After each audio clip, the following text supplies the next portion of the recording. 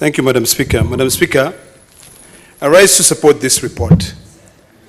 And as I rise to support this report, I want to remind us, because we are all getting very emotional and sometimes very sensational, that debate serves as a platform for intellectual exchange, constructive dialogue, and the exploration of diverse perspectives on complex issues, such as this. The reason why we're discussing this Nadco report is because of complexity in our thinking. You know, as men, as members of the opposition, as members who forms the government, that is what is leading us into debating this report. You know, as we talk to Kenyans, a lot of people would be asking, what exactly are we debating? And I just want to say that debate now gives us a structure and an engagement way to explore and analyze different viewpoints, leading to a deeper understanding of the topic at hand. The topic at hand, Madam Speaker, is the Nadco report. And what is this Nadco report? I'd want to disabuse this belief that Nadco report is something which is so bad or so good, it is just part of our day-to-day thinking. We fought, we had a context. Some of us felt cheated, others felt like they won. We drove this country, a country which we so love and which we hope that we will keep it for future generation. We drove it into misery. People died. You know, we rose the cost of living. People lost faith. People stopped being patriotic. So what we do? At first, as any sane leader would think, it is let us go and try and find out what ails us. But Madam Speaker, as I make my contribution on this Nadco report, because I've read it, and I will limit my contribution to only 6 parts. Only 6 parts. The first part is to define what exactly are we doing. We are passing a motion, or we are discussing a motion to be able to amend the Constitution. Number one, Madam Speaker. To amend this Constitution to create an office of the leader of opposition. It is not to create an office for Raila Amolo Odinga. It is not to create an office for Kalonzo Musyoka. It is to create a leader of the opposition, so whoever wins, whoever loses, becomes the opposition, and he leads so that he can be able to give an alternative. Madam Speaker, as I support the committee that went and sat there, what is it that I feel that they fail to be able to really understand? The issue number one, Madam Speaker, is the issue of the 2/3 gender rule.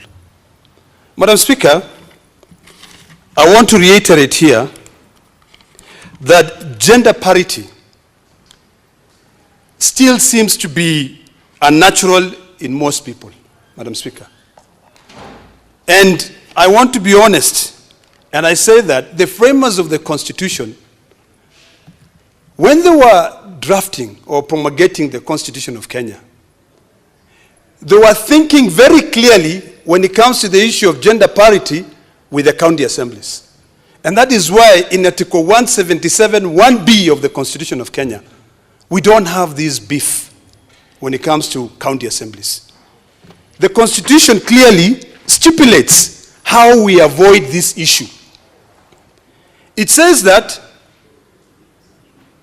the number of special seats, members necessary to ensure, it says that a county assembly consists of, B, the number of special seats, members necessary to ensure that no more than 2/3 of the members of the assembly are of the same gender. Madam Speaker, the only way to resolve this issue of gender parity is not by recognizing that there is another body out there which is discussing the issue of gender parity. It is to bring in a constitutional amendment, amend the Constitution, and ensure that there is no one gender that will be able to be more superior than the others. Put it in the Constitution. Why is it that when the framers of the Constitution and the Kenyan Constitution are being promulgated, saw it fit to ensure that at the county assemblies, we control this issue and we put sanity there? Madam Speaker, that is one thing that I feel that this report lacked. Number two, Madam Speaker, I want to keep on reminding us that we have been on this issue of the two-third gender rule for quite some time. We have invited the Supreme Court. The Supreme Court has pronounced itself. Now that we have an opportunity to dialogue, to agree, why not agree to entrench it into the Constitution? Madam Speaker, this report, and which I support, talks about entrenching the NGF fund into the Constitution. It talks about entrenching the CDF. It talks about the Senate oversight. Why leave out the Ward Development Fund? Put it in the Constitution so that we stop all these back and forth about Ward Development Fund or what. Put it there. You have an opportunity to do that. Madam Speaker, the second issue is on the issue of governance. There is a recommendation in this report on the process of impeaching a governor. We already have a law.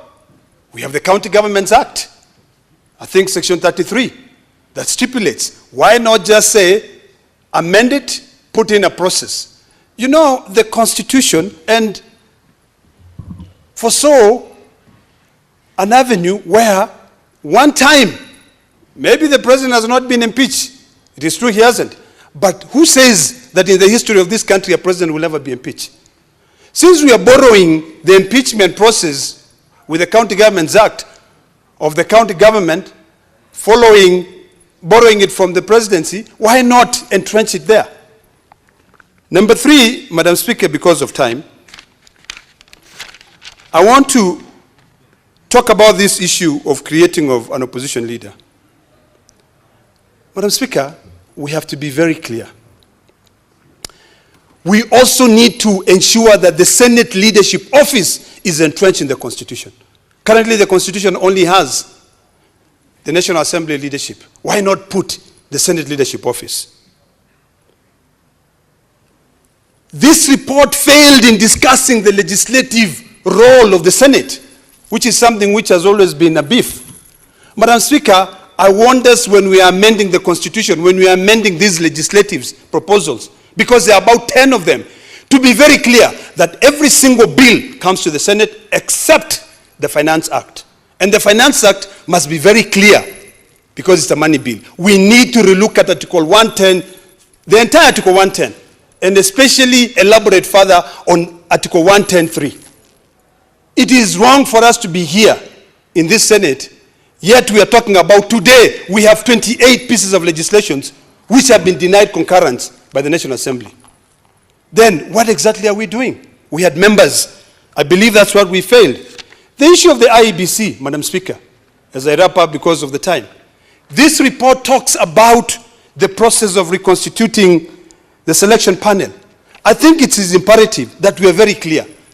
There is no single sitting president who would ever want commissioners to be appointed way before an election. Every president would want the commissioners to be appointed just about when we are doing an election. Let us be clear. Let us remember that we as politicians will come and go, governments will come and go, this country, Kenya, will remain as a country. So whatever institution we set up for posterity, but not for our own selfish gains, Madam Speaker. The appointment process, Madam Speaker, has to be very clear in terms of ensuring that we protect the IEBC commissioners. As I wind up, Madam Speaker, I still want to reiterate on this issue of the gender rule. Your time is up. Thank you. Senator Mwende. Honorable Madam Speaker, for giving me this opportunity.